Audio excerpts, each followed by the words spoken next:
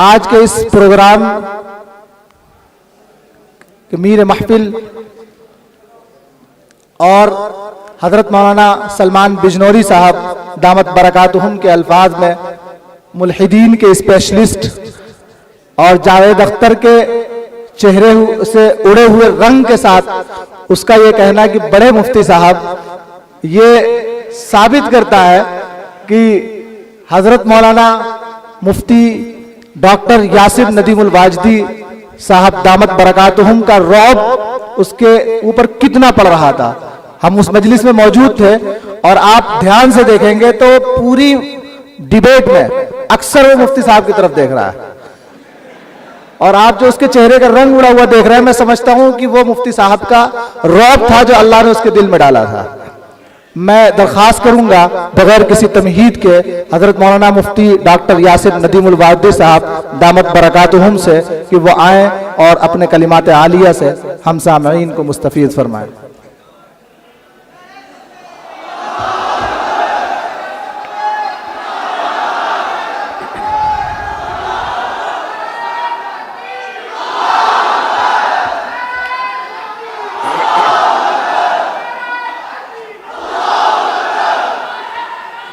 ٹھیک،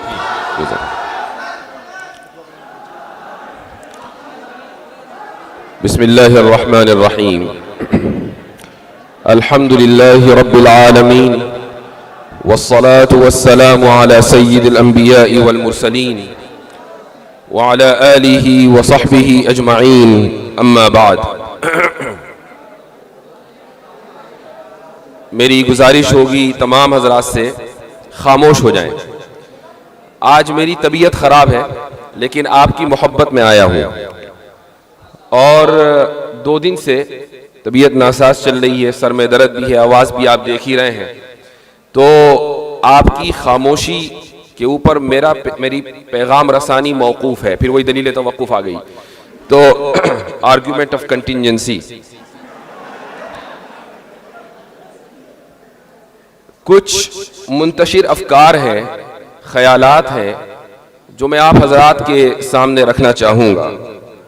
ہمارے عزیزم مفتی شمائل احمد عبداللہ نے چند باتوں کی طرف توجہ دلائی ہے، اسی کو میں آگے لے کر چلنا چاہوں گا۔ جو سب سے پہلی چیز ہے،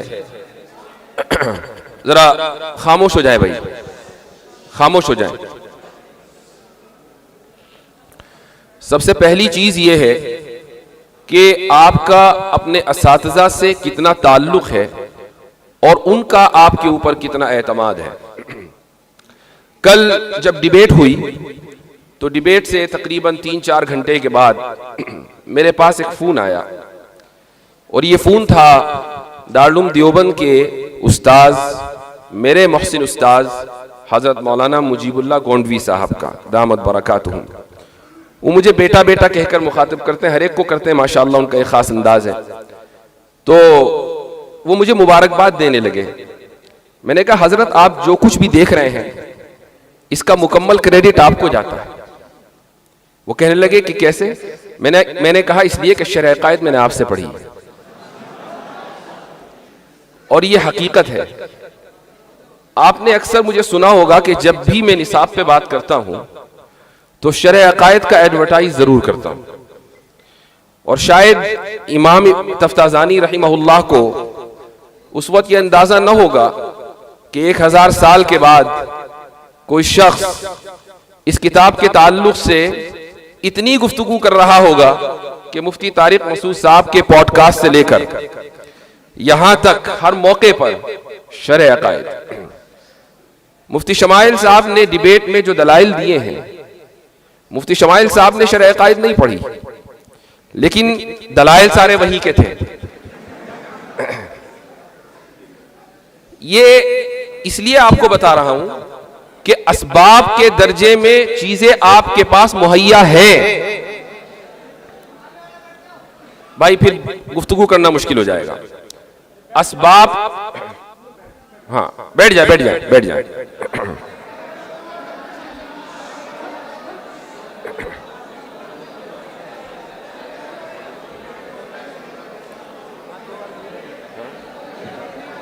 بیٹھ جائیں بیٹھ جائیں بیٹھ جائیں، پھر بولنا مشکل ہو جائے گا.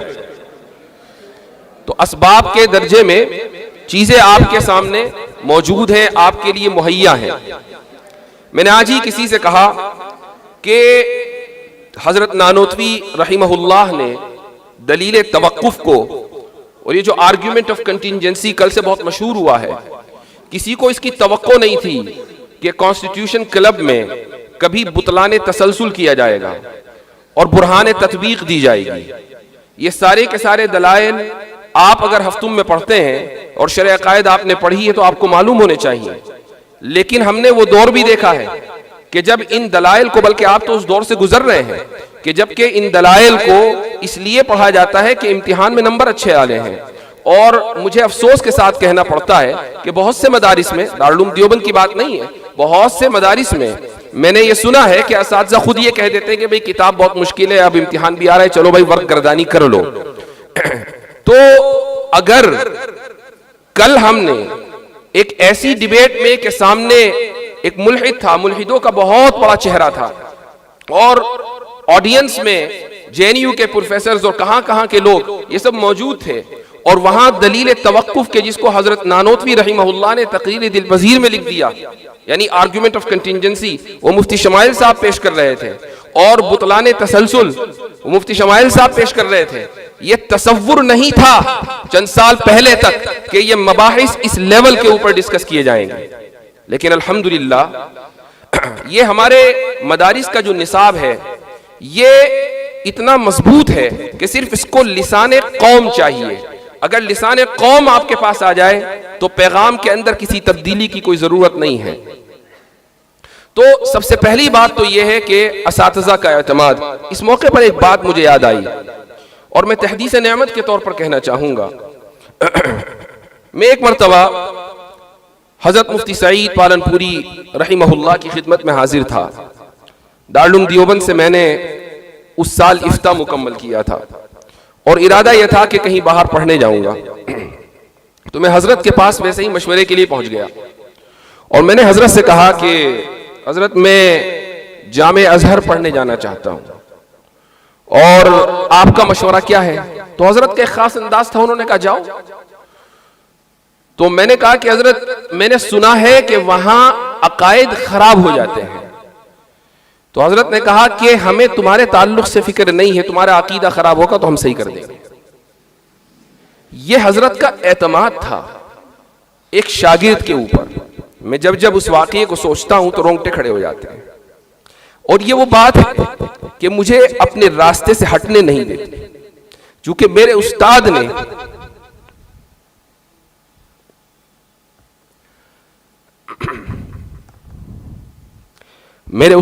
جو اعتماد مجھ پہ کیا تھا، اس اعتماد کی لاج رکھنی بہت ضروری ہے، اور انشاءاللہ میں لاج رکھوں گا. اور آپ حضرات کی دعائیں شامل حال رہیں گی اور آپ بھی اپنے اساتذہ کی دعاؤں کی لاج رکھیں. اس ڈیبیٹ کا جو نتیجہ ہے وہ بہت سے لوگ الگ الگ انداز سے اس کو ذکر کر رہے ہیں، لیکن میں ایک بہت ہی اہم چیز کی طرف توجہ دلانا چاہوں گا، اور وہ یہ کہ ہماری برادری میں، علماء کی برادری ہو، طلباء کی برادری ہو، اس میں ایک چیز کے تعلق سے جو احساس پایا جاتا ہے اور وہ یہ ہے کہ علم کلام کا احیاء ہونا بہت ضروری ہے. چونکہ کل کی پوری ڈیبیٹ علم کلام سے متعلق تھی. ہم علم کلام کا لفظ پڑھتے ہیں، اس اصطلاح سے واقف ہیں اور اس فن کی ایک کتاب بھی پڑھ لیتے ہیں، لیکن ہمارے پاس کتابوں کا، خود ہمارے اکابر کی کتابوں کا لکھا ہوا جو ذخیرہ ہے ہم اس سے بالکل نابلد ہیں. میں چند باتیں آپ کے سامنے رکھوں گا، آپ کو حیرت ہوگی کہ ہمارے اکابر کس درجے کے اوپر جا کر سوچ رہے تھے. مثال کے طور پر علامہ کشمیری رحمہ اللہ نے ایک کتاب لکھی مرقات الطارم لحدوث العالم. اس پر ایک مقالہ بھی میں نے ابھی جو پچھلے ہفتے سیمینار ہوا تھا اس میں لکھا تھا. اس موقع پر مجھے یہ کتاب پڑھنے کا اتفاق ہوا. اس میں سب سے پہلی بات تو یہ ہے کہ علامہ کشمیری سے 1928 میں علامہ اقبال مسئلہ زمان و مکان کے بارے میں ڈسکس کر رہے تھے، خط و کتابت کر رہے تھے. وہ یہ جاننا چاہتے تھے کہ زمانے کی حقیقت کیا ہے، مکان جس کو ہم انگریزی میں سپیس کہتے ہیں اس کی حقیقت کیا ہے. اور علامہ اقبال نے اورینٹل کالج لاہور میں 1930 میں ایک خطبہ دیا اور اس میں علامہ کشمیری رحمہ اللہ کا حوالہ دیا کہ میں نے ایک بڑے محدث مولانا انور شاہ کشمیری سے اس مسئلے پر گفتگو کی اور انہوں نے ایک کتاب کا حوالہ دیا، اس کا نام ہے غایت الامکان فی حقیقت المکان۔ تو یہ کتاب علامہ کشمیری نے علامہ اقبال کو بھیجی کہ آپ اس کتاب کو پڑھیں۔ مجھے ایسا لگتا ہے کہ ان حضرات کو سے متاثر ہو کر یا ان کی اضطرابی کیفیت سے متاثر ہو کر علامہ کشمیری رحمہ اللہ نے یہ کتاب لکھی۔ یہ کتاب جب میں نے کھولی اور اس کو پڑھنا شروع کیا، پڑھنا آسان نہیں تھا۔ علامہ کشمیری رحمہ اللہ کا انداز بڑا مختلف ہے، لیکن چونکہ 2-4 کتابیں ادھر ادھر کی پڑھی ہوئی ہیں تو تھوڑا محنت کر کے 5-6 مرتبہ ایک صفحے کو پڑھ کر کچھ نہ کچھ اندازہ ہو گیا کہ حضرت کیا فرمانا چاہتے ہیں۔ ایک موقع پر حضرت نے اس کتاب کے غالباً صفحہ 17 یا 18 ہے، اس میں ایک بات لکھی ہے۔ اس میں وہ فرماتے ہیں زمانے کے بارے میں گفتگو کرتے ہوئے کہ ہوا بنا لا نحن به، زمانہ ہم سے ہے، ہم زمانے سے نہیں ہیں۔ اس کا کیا مطلب ہے؟ یہ 3-4 الفاظ انہوں نے لکھ دیے اور آگے بڑھ گئے۔ اس کا کیا مطلب ہے؟ زمانے کی حقیقت کیا ہے؟ اس تعلق سے گفتگو ارسطو کے زمانے سے ہو رہی ہے کہ زمانہ کیا ہے۔ ارسطو نے یہ کہا کہ زمانہ مقدار حرکت کا نام، یعنی حرکت کو ناپنے کا ذریعہ ہے، اور یہ ایک حقیقت مطلقہ ہے جو خارج میں موجود ہے اور قدیم ہے، یعنی زمانے کا کوئی آغاز نہیں ہے، اس کی کوئی انتہا نہیں ہے، ہمیشہ سے ہے اور ہمیشہ رہے گا۔ اس کے بعد پھر افلاطون آیا، اس نے کہا کہ نہیں، زمانہ حقیقت مطلقہ تو ہے لیکن مخلوق ہے۔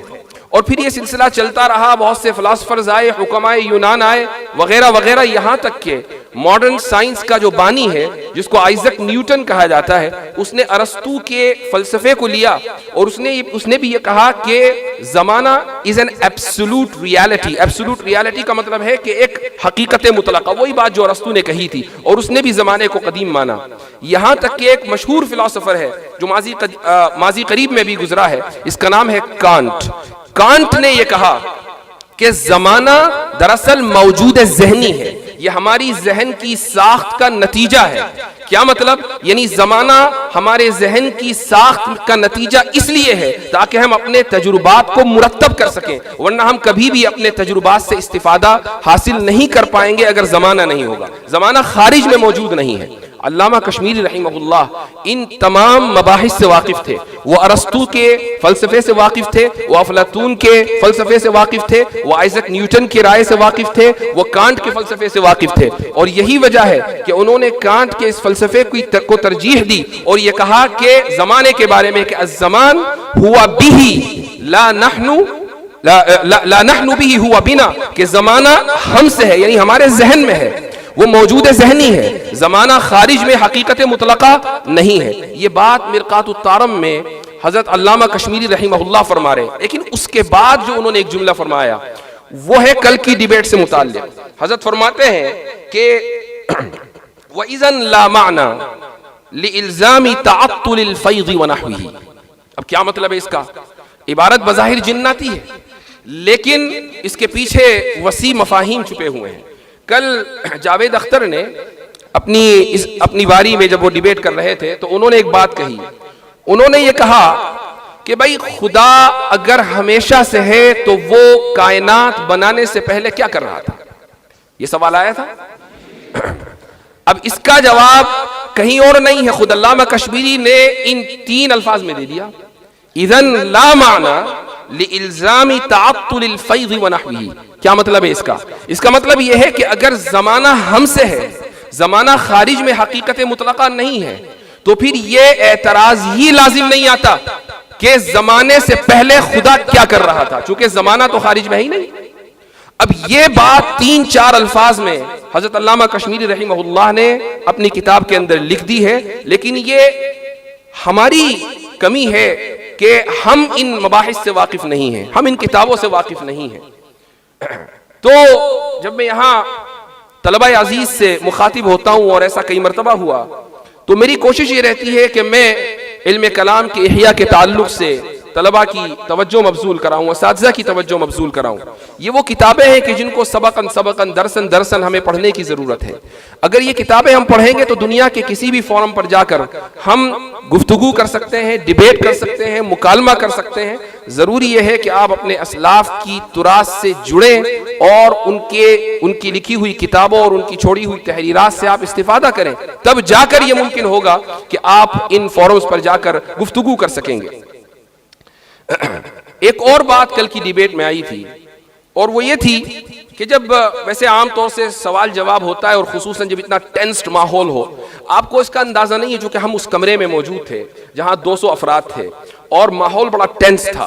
ابھی مفتی شمائل صاحب اپنی بات کر رہے تھے، اب یہ تھا کہ بھئی اب جاوید اختر کیا کہیں گے، وہ جاوید اختر نے اپنی بات کہی، میرے ذہن میں یہ چل رہا تھا کہ مفتی شمائل کیسے اس کا جواب دیں گے، اور ٹینس ماحول، ہر ایک آدمی اس سے متاثر تھا۔ اب سوال و جواب کا سیشن شروع ہوا تو بات جینوسائیڈ کے اوپر آ گئی، غزہ میں جو حالات چل رہے ہیں، کہ بھئی اللہ تعالیٰ اگر عادل ہے اور اس کی صفت عادل ہے تو پھر آخر وہ ظلم کو روا رکھے ہوئے کیوں ہے، وہ مداخلت کر کے اس ظلم کو کیوں نہیں روک دیتا۔ یہ بات وہاں آئی اور مفتی شمائل صاحب نے جو جواب دیا وہی حقیقی جواب ہے۔ جواب یہ تھا کہ اللہ تعالیٰ الحکیم ہے، وہ العلیم ہے، یعنی اس کی حکمت انلیمیٹڈ، انفینٹ، یعنی غیر محدود ہے، اور اس کا علم غیر محدود ہے۔ اگر آپ اس کے ایک ایک فعل، جو خود افعال اس کے غیر محدود ہیں، ایک ایک فعل کی حکمت کو جاننے کا مطالبہ کریں تو آپ خود اپنے آپ کو العلیم بنانا چاہتے ہیں، جو ممکن نہیں ہے۔ چونکہ اگر آپ کے ذہن میں تمام کی تمام غیر محدود حکمتیں آ جائیں تو علم غیر محدود ہو جائے گا، اور پھر آپ بھی الحکیم ہوں گے اور آپ بھی العلیم ہوں گے، اور یہ ممکن نہیں ہے۔ تو اس لیے اللہ تعالیٰ کی ہر حکمت کو جاننا ممکن نہیں ہے۔ تو اللہ کی کوئی نہ کوئی حکمت ہوگی کہ بچے مرتے ہیں، عورتوں کا ریپ ہوتا ہے اور نقصان ہوتا ہے، زلزلے آتے ہیں اور طوفان آتے ہیں اور طرح طرح کی آفات و بلیات و مصائب آتے ہیں، یہ اللہ تعالیٰ کی اس میں حکمتیں ہیں۔ لیکن یہاں پر ایک بات کا اور اضافہ میں کرنا چاہوں گا۔ حضرت شاہ صاحب رحمہ اللہ نے حجت اللہ البالغہ میں شروع میں ایک مبحث ذکر کیا ہے، اور یہ ہے حسن اور قبح کا۔ بالکل شروع میں یہ مبحث آتا ہے، اس میں اشاعرہ کا جو انہوں نے نظریہ پیش کیا ہے وہ یہ ہے کہ اشاعرہ کے نزدیک حسن اور قبح نقلی ہے، عقلی نہیں ہے۔ کیا مطلب؟ اس کا مطلب یہ ہے کہ اللہ نے جس کام کو حسن قرار دیا، جس کا حکم دیا وہ حسن ہے، اور اللہ نے جس کام سے روکا وہ قبیح ہے، اور اللہ کے کسی بھی فعل میں اور کسی بھی کام میں قبح ممکن نہیں ہے۔ یہ اشاعرہ کا نقطہ نظر ہے۔ اب اس نقطہ نظر کو اس سوال کے اوپر فٹ کریں، جب اللہ کا کوئی بھی کام قبیح نہیں ہے، اس کا ہر کام حسن ہے، اور مالک الملک ہے، وہ اپنی ملکیت میں جس طریقے سے چاہے تصرف کرے۔ آپ لبرلز کو یہ کہیں کہ بھائی تم عورتوں کو ابورشن کی اجازت دیتے ہو، کیوں؟ وہ یہ کہتے ہو کہ بھائی میرا جسم میری مرضی کا اصول ہے نا، یہ اس عورت کا جسم ہے، اس کی مرضی ہے، وہ چاہے اسقاط حمل کرائے یا اسقاط حمل نہ کرائے، تم اس کو مکمل تصرف کا اختیار دیتے ہو، یہاں تک کہ پیٹ میں پلنے والے بچے کی جان لینے کا اختیار دیتے ہو۔ یہ اختیار تم خدا کو کیوں نہیں دیتے؟ کیا یہ اس کی ملکیت نہیں ہے؟ کیا ہم اس کے مملوک نہیں ہیں؟ کیا یہ دنیا اس کے تصرف میں نہیں ہے؟ صاحب تصرف اور صاحب ملک اپنی ملکیت میں جس طریقے سے چاہے تصرف کرے وہ حسن ہی حسن ہوگا۔ ایک مجسمہ ساز اگر مجسمہ بنانے کے بعد مجسمہ توڑ دے تو کون ہے جو اس سے سوال کرے؟ ایک تصویر بنانے والا تصویر بنانے کے بعد تصویر کو پھاڑ دے تو کون ہے جو اس سے سوال کرے؟ خدا نے اس جہاں کو بنایا ہے، سوارا ہے، یہ خدا جانے کہ وہ اس جہاں کے ساتھ کیا کرے گا۔ یہ اشاعرہ کا نقطہ نظر ہے جو حجت اللہ البالغہ میں ذکر کیا گیا ہے۔ یہ جو میں نے یہ سارے مباحث جو آپ کے سامنے میں ذکر کر رہا ہوں اور ڈیبیٹ سے جو کل مکالمہ ہوا ہے اس کا ریفرنس دے رہا ہوں، یہ صرف بتانا مقصد ہے کہ آپ کے پاس وہ تمام مباحث کتابوں میں لکھے ہوئے ہیں۔ یہ کوئی کتابیں یورپ سے نہیں آئی ہیں کہ جن کو پڑھ کر مفتی شمائل نے کل جوابات دیے تھے۔ یہ کتابیں کوئی ایسی لائبریریوں میں نہیں ملتی کہ جہاں آپ پہنچ نہ سکیں، یہ ایسی زبانوں میں نہیں لکھی ہوئی ہیں جس کو آپ پڑھ نہ سکیں، یہ آپ ہی کی زبان میں لکھی ہوئی ہیں، آپ ہی کی بڑوں کی لکھی ہوئی ہیں، آپ ہی کے یہاں دستیاب ہے، اور بہت سو کے یہاں الماری میں رکھی ہوئی بھی ہے۔ کام صرف اتنا کرنا ہے کہ اٹھانا ہے اور پڑھنا ہے۔ تو میرے بھائیوں، دوستو، میرا صرف یہی پیغام ہے کہ اپنے آپ کو آپ اپنے اکابر کے منہج سے اور ان کی تراث سے جوڑیں، اور انشاءاللہ آپ دیکھیں گے کہ آپ میں کا ہر ایک شخص مفتی شمائل ہوگا، آپ میں کا ہر ایک شخص اس مرتبے پر فائز ہوگا کہ جہاں اللہ سبحانہ و تعالی آپ سے احقاق حق اور ابطال باطل کا کام لے گا۔ مفتی شمائل صاحب نے آخر میں ایک بات ذکر کی اور بڑی اچھی ذکر کی، اور وہ یہ کہ طرح طرح کا تعصب مختلف جگہوں پر پایا جاتا ہے۔ ایک نئی قسم کا تعصب ہے ادارہ جاتی تعصب۔ مفتی شمائل اگر نہ بھی کہتے تو میں یہ بات ضرور کہتا ہوں کہ کل کے بوسے نے اس تعصب کی دیوار کو ختم کر دیا تھا۔ یہ حقیقت ہے کہ آج اگر ایک ندوی فاضل کا دیوبند کے طلبہ استقبال کر رہے ہیں تو اگر تعصب کسی کے ذہن میں ہوتا تو یہ استقبال نہ ہو رہا ہوتا۔ مفتی شمائل صاحب آج کے دن کے ہیرو ہیں، اور ندوے سے پہلے دیوبند آئے ہیں، اور اس کے بعد انشاءاللہ ندوے جائیں گے، اور میں بھی انشاءاللہ شاید جاؤں، ابھی طے نہیں ہے، اب وہ خبر پہنچ جائے گی وہاں، وہ منہ سے نکل گیا، واپس لیتا ہوں، رجوع کرتا ہوں۔ ایک اور بات میں بتا دوں کہ آج سے کوئی تقریباً 1.5-2 سال پہلے میری یہ کوشش ہوئی کہ جاوید اختر کو ڈیبیٹ پر بلایا جائے، اور بیچ میں کچھ لوگ تھے تو انہوں نے جاوید اختر سے رابطہ بھی کیا، اور جاوید اختر نے حامی بھر لی کہ ہاں بھائی ڈیبیٹ کریں گے، اور یہ بھی کہہ دیا کہ میں مفتی صاحب کے چینل پر ہی آ جاؤں گا، میرا اپنا کوئی چینل نہیں ہے۔ مجھے بڑی حیرت ہوئی کہ بھئی بہت زیادہ وسعت ظرفی رکھتے ہیں، اور اس میں کوئی شک نہیں ہے۔ ہماری ان سے ذاتی طور پر بھی ملاقات ہوئی ہے۔ میں ابھی جو حضرت والا فرما رہے تھے کہ ان کے لیے دعا کرنی چاہیے، ان کی ہدایت کے لیے دعا کرنی چاہیے، یہ بہت اہم بات تھی، تو انہوں نے اس کو قبول کر لیا، لیکن پھر کسی من چلے نے اویس اقبال والی ویڈیو ان کو دکھا دی، اور انہوں نے کہا کہ بھائی میں ان سے ڈیبیٹ نہیں کروں گا، اس لیے کہ یہ تو بولنے ہی نہیں دیتے۔ پھر وہ بات ختم ہو گئی۔ پھر انہوں نے کہا کہ میں شکاگو آ رہا ہوں، وہاں ہی مفتی صاحب رہتے تو وہیں بات کر لیں گے۔ وہ آئے لیکن کوئی ایسی صورتحال نہیں بن پائی اور گفتگو ان سے نہیں ہوئی۔ جب ہم پرسوں ان سے ملے، ڈیبیٹ سے ایک دن پہلے میں اور مفتی شمائل صاحب ان سے ملے، ان کی ٹیم سے 2-3 لوگ اور تھے، تو وہ مجھے دیکھ کر کہنے لگے کہ میں نے آپ کی وہ اویس اقبال والی ویڈیو دیکھی ہے، آپ نے بہت ہی سنجیدگی سے کلام کیا ہے، اور آپ نے مکمل موقع دیا ہے سامنے والے کو بولنے کا۔ تو میرے ذہن میں آیا کہ ابھی 1.5 سال پہلے آپ نے یہ کہہ کر مناظرے سے پیچھا چھڑایا تھا کہ میں بولنے نہیں دیتا، اور ابھی وہی ویڈیو آپ اس کی تعریف کر رہے ہیں ماشاءاللہ۔ لیکن چونکہ ہر چیز کا ایک وقت مقرر ہوتا ہے، اس کے لیے رجال متعین ہوتے ہیں، اس کے لیے افراد متعین ہوتے ہیں۔ اس کام کے لیے اللہ تعالیٰ نے مجھے نہیں، مفتی شمائل صاحب کو چنا تھا۔ اللہ تعالیٰ نے اس کام کے لیے مفتی شمائل صاحب کو توفیق دی تھی، ان کے لیے توفیق لکھی گئی تھی، اس لیے میں چاہے جتنا بھی زور لگا لیتا یہ کام ہونے والا نہیں تھا۔ ہاں اتنا ضرور ہے، اور میں تحدیث نعمت کے طور پر یہ کہوں گا، اور میں نے مفتی صاحب سے بھی یہ کہا کہ بھائی میں صرف یہ چاہتا ہوں کہ اس پورے کام میں تھوڑا سا حصہ میرا ہو جائے، صرف اسی نیت سے میں آپ کے ساتھ لگا ہوا ہوں، اور جو کچھ بھی تیاری ہو رہی ہے اس میں مشورے میں شامل ہوں۔ باقی ان کی اپنی محنت ہے، اور یہ ان کی تواضع اور انکساری ہے کہ انہوں نے سارا کریڈٹ اپنے اساتذہ کو دیا اور ان میں مجھے بھی شامل کر لیا، فجزاہ اللہ احسن الجزا۔ آخر میں صرف یہی کہوں گا کہ اپنے اکابر کی تراث کو پکڑے رکھیں، اپنے اکابر کی کتابوں کو پڑھیں۔ کانٹ سے زیادہ حضرت تھانوی رحمۃ اللہ علیہ کا فلسفہ ہے۔ کانٹ کا فلسفہ حضرت تھانوی رحمہ اللہ کے فلسفے کے سامنے کوئی حیثیت نہیں رکھتا۔ حضرت تھانوی کے ملفوظات ہی آپ پڑھ لیں تو آپ کو حیرت ہوگی کہ حضرت نے کیا کیا چیزیں لکھی ہیں۔ انتباہات مفیدہ پڑھیں، اشرف الجواب پڑھیں، حجت اللہ البالغہ پڑھیں، ابقات پڑھیں جو شاہ اسماعیل شہید کی لکھی ہوئی ہے۔ اسی طریقے سے حضرت نانوتوی رحمہ اللہ کی کچھ کتابیں ہیں، آپ ان کو پڑھیں۔ تو ان کتابوں کو جب آپ پڑھیں گے تو آپ بھی انشاءاللہ اسی میدان میں اس لیول پر کام کر رہے ہوں گے کہ کل آپ کے لیے استقبالیے دیے جائیں گے۔ جزاکم اللہ خیر الجزا، وآخر دعوانا ان الحمدللہ رب العالمین۔ اچھا، یہ مولانا محمود صاحب نے ہم آج کی اس انجمن فکر و تحقیق کی طرف سے یہ جو آج کے پروگرام کا انعقاد کیا ہے تو میں شکر گزار ہوں، اپنی طرف سے بھی شکریہ ادا کرتا ہوں، مفتی شمائل صاحب کی طرف سے بھی شکریہ ادا کرتا ہوں کہ آپ حضرات نے ہمیں یہاں بلایا، یاد کیا، اور طلبہ کے سامنے آپ ہمیں لے کر آئے۔ فجزاکم اللہ خیر الجزا۔